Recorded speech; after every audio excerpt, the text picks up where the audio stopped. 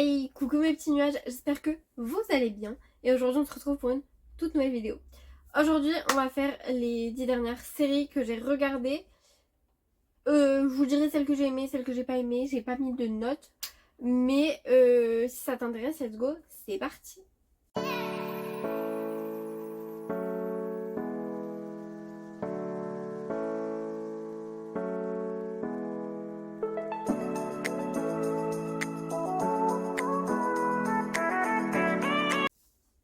On a The Walking Dead que j'ai mais pas du tout aimé. Du coup on suit Rick Grimes qui est adjoint du shérif. Il se réveille d'un coma dans un monde qui est ravagé par les zombies qui sont appelés rôdeurs. Il retrouve sa famille et rejoint un groupe de survivants. Et ensemble ils tentent de survivre dans un monde où les morts ne sont pas les seuls dangers. Les vivants eux aussi peuvent être impitoyables. Et au fil des saisons, on voit que le groupe affronte des menaces toujours plus terrifiantes les unes que les autres, que le gouverneur qui est un chef tyrannique d'une communauté, que Negan et sa batte Lucille est leader des sauveurs, que les chuchoteurs qui se fondent parmi les rôdeurs, que les Commonwealth c'est une société qui est en apparence utopique mais qui a des règles extrêmement rigides. Voilà, mais moi le côté un petit peu zombie tout ça, j'ai pas kiffé. En fait j'ai pas kiffé, je pense, la manière dont ça a été mis en place. Ensuite il y a La Cage qui est une très belle série, j'ai bien aimé. C'est des combats de boxe, voilà. Du coup c'est l'histoire de Taylor Keita qui est un jeune combattant amateur qui rêve de devenir professionnel.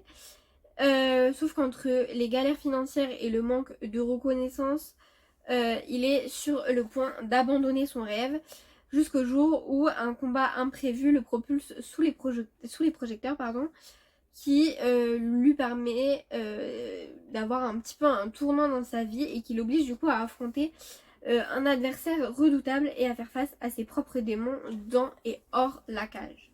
Voilà. Il y a Accidenté qui est une histoire que j'ai beaucoup aimée également.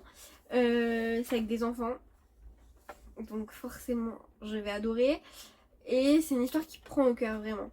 Du coup c'est une histoire qui se passe lors d'une fête d'anniversaire des enfants de banlieue UP on va dire. Et il y a un accident qui implique une structure gonflable. En fait il va y avoir une grosse tempête et la structure gonflable va s'envoler. Qui fait plusieurs victimes parmi les enfants. Ce drame bouleverse les familles, bien évidemment, notamment 4 en particulier, et ça déclenche une spirale de culpabilité, de colère et de secret, notamment que le mari de l'une qui est très en colère contre la maman du petit garçon qui fêtait son anniversaire, du coup le papa de ce petit garçon est avocat et la maman va beaucoup en vouloir au papa de défendre les parents du coup. Et en fait chacun va chercher un responsable, sauf que les vérités sont plus complexes qu'il n'y paraissent.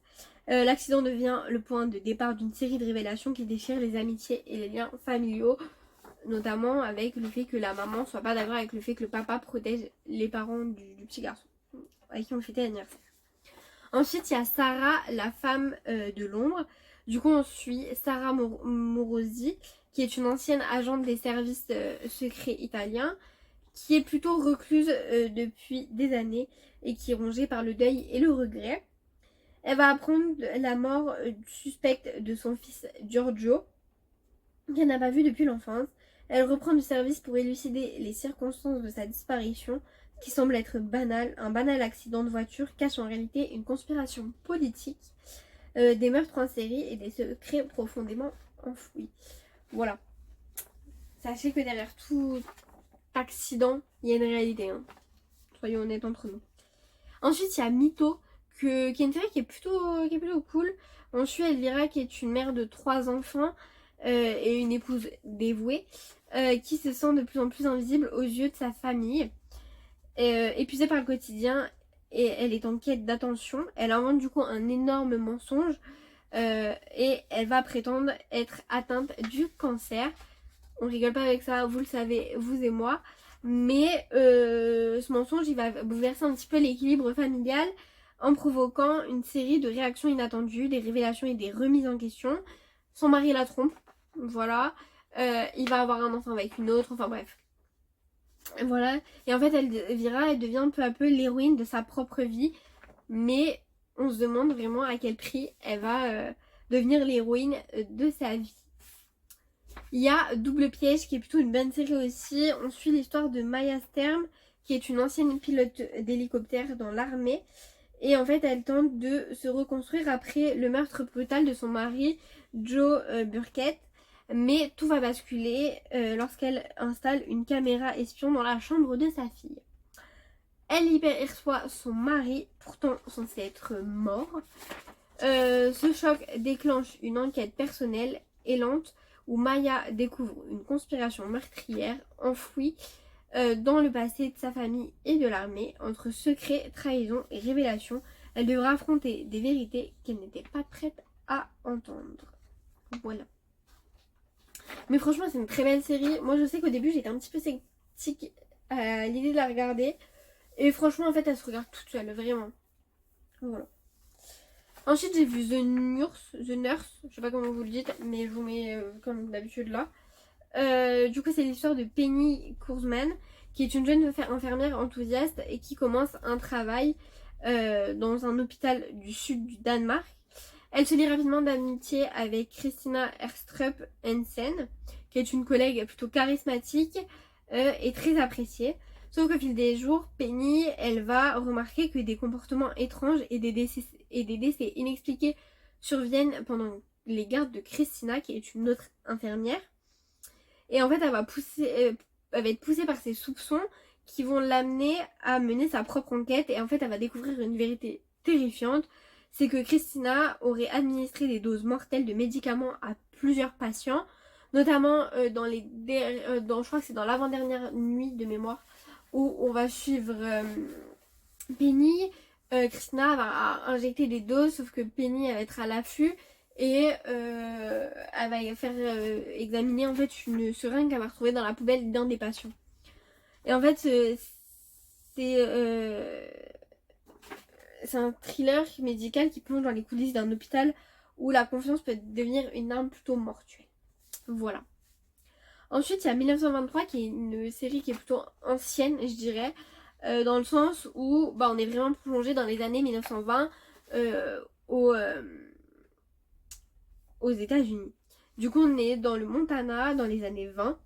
La famille Jooten, qui est menée par Jacob et Kara, affronte une époque de bouleversement avec des prohibitions, des grandes dépressions, de la sécheresse historique, des conflits entre éleveurs et des voleurs de bétail.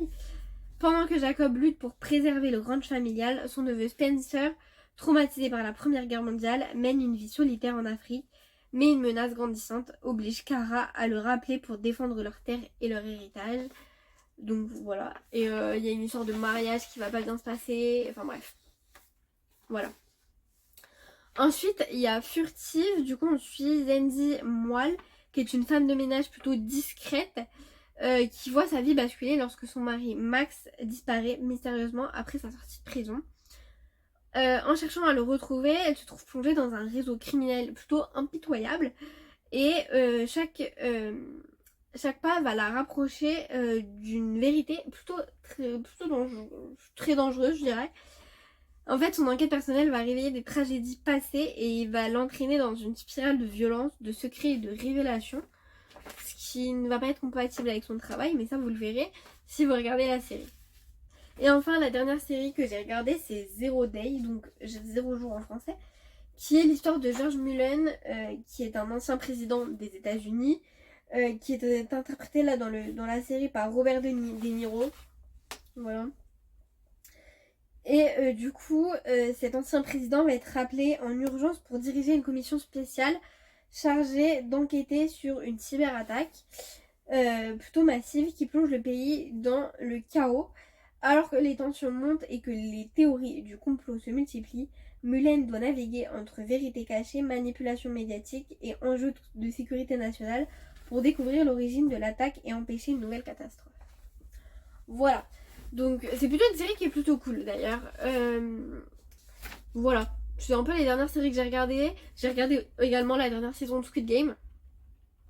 Elle est plutôt cool. Elle est même très cool.